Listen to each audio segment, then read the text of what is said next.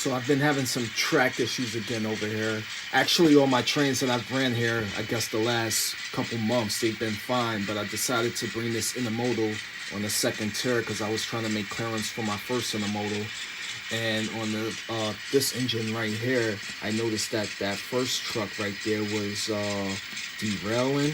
And my first thought is it's been doing that pausing after I've been playing with the track. My first thought is that the track is out of gauge, and I've been playing around with it so it hasn't derailed, but it has been stopping, and the track just doesn't look right.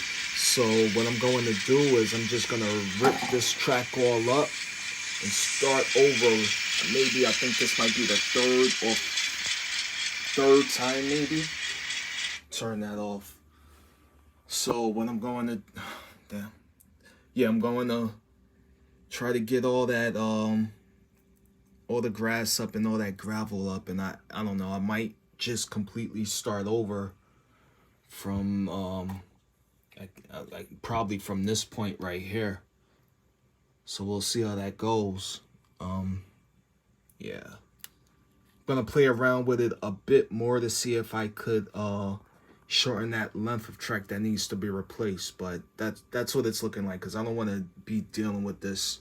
I think I've been dealing around with this a bit too long.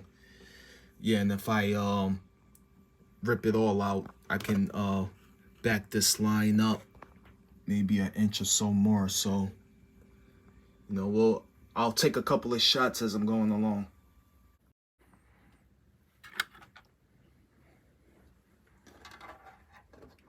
So this time I'll do it right. Like I said, I'm gonna rip this up. Then I'm gonna place the track and make sure the track is completely leveled. Run trains for some time. My worst trains, whatever.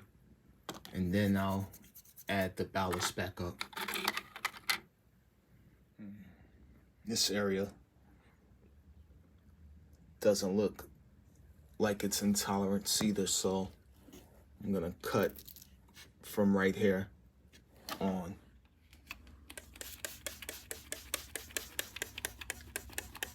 Basically, one of the goals of mine on this layout is to have any train run on any track. So I probably would have been good with the Amtrak on here and some of the other freight stuff, but just that derailment, I've seen that often, and I like my train, any train that I choose, any locomotive to run on any line that I have on here, with the exception of a few spots where I have some tight radii in the industry areas, but no 6-axle engines would go there anyway.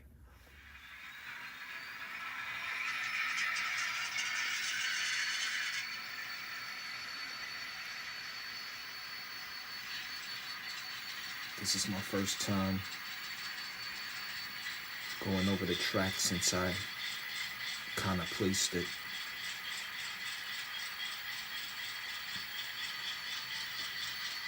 It does have more of an incline now, just a bit. No, I just did everything by eye, so that outer rail is a bit more elevated, or I tried to make it that way.